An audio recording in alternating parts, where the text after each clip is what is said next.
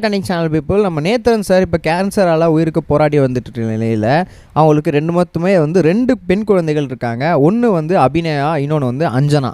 S, இப்போ ரீசெண்டாக என்ன நடந்திருக்காங்க அப்படின்னு பார்த்தீங்கன்னா, அஞ்சனா அவர்கள் வந்து அவங்க குடும்பத்தோடு வந்து நாங்கள் மொட்டையிட்டு இருக்கிறதா வந்து வேண்டி இருக்கிறாங்களாம். அந்த நியூஸ் சோஷியல் மீடியாவில் செம்ம ட்ரெண்டிங்காக போயிட்டுருக்கு. அது என்ன நடந்துச்சுன்னு உங்களுக்கு ஷேர் பண்ணி சொல்கிறேன் வாங்க.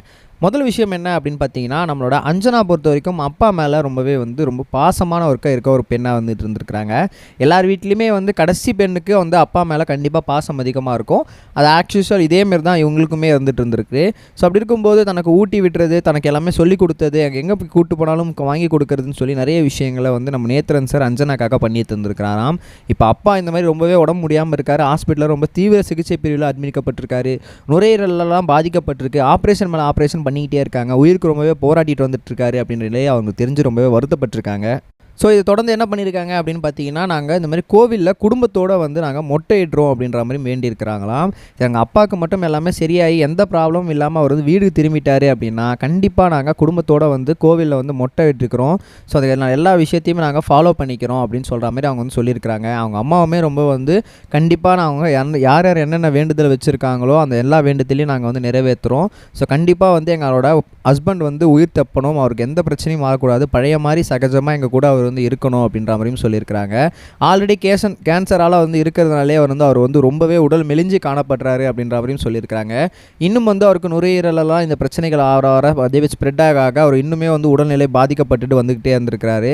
ஸோ அது எல்லாத்தையுமே தீவிரமாக சிகிச்சை வந்து எல்லாமே செஞ்சு சரியாயிடணும், அவர் வந்து திரும்ப பழைய மாதிரி வந்து ஆக்ஷனில் இறங்கணும். அது மட்டும் இல்லாமல் ஃபேமிலியோட ரொம்பவே டைம் ஸ்பெண்ட் பண்ணணும் அப்படின்னு சொல்லி அவங்க குடும்பம் ரொம்பவே ஆசைப்படுறது நமக்கு நல்லாவே தெரியுது பார்க்கும்போது. ஏன்னா வந்து ஒரு வீட்டில் லேடிஸாக இருக்கவங்க அவங்க மொட்டை போட ரெடியாக இருக்காங்க அப்படின்னா எந்த அளவுக்கு அவங்க வந்து பாசம் வச்சுருக்காங்க அப்படின்றத யோசிச்சு பாருங்கள். ஏன்னா வந்து பொதுவாகவே வந்து வீட்டில் இருக்க லேடிஸ் யாருமே வந்து முடியை வந்து பெரிய அளவில் நினைக்கக்கூடிய லெவலில் அவங்க அப்பாக்காக அதே இழக்க தயாராக இருக்காங்க அப்படின்னு தான் சொல்லணும். ஸோ இதை பற்றி நீங்கள் நினைக்கிறீங்க அப்படின்றத மறக்காம கமெண்ட்ஸ் செக்ஷன் பண்ணுங்கள். அவங்க கணிக்காமல் கொஞ்சமாவது அவருக்காக ப்ரே பண்ணிக்கோங்க. ரெண்டாவது ஒரு முக்கியமான விஷயம் என்ன அப்படின்னு பார்த்தீங்கன்னா, ராயன் திரைப்படம் கிட்டத்தட்ட வந்து படம் வந்து ரிலீஸுக்காக வெயிட் பண்ணிகிட்டு இருக்காங்க. ஸோ அப்படி இருக்கும் சமயத்தில் முக்கியமான விஷயம் என்ன அப்படின்னு பார்த்தீங்கன்னா, இப்போது நம்ம தனுஷ் சார் அவங்களோட குலதெய்வம் கோயிலுக்கு, அதாவது கஸ்தூரி அம்மாள் அப்படின்ற ஒரு குலதெய்வ கோயிலுக்கு அவர் என்ன பண்ணியிருக்காரு அப்படின்னு பார்த்தீங்கன்னா போயிருக்காங்க. இந்த கோவில் வந்து முத்துராங்கபுரம் அப்படின்னு சொல்லி ஒரு ஊரில் இருக்குது. ஸோ கண்டிப்பாக படம் வந்து வெற்றி பெறணும் அப்படின்னு சொல்லி ஃபேமிலியோடு வந்து தனுஷ் சார் வந்து அந்த குலதெய்வத்துக்கு போயிருக்காரு.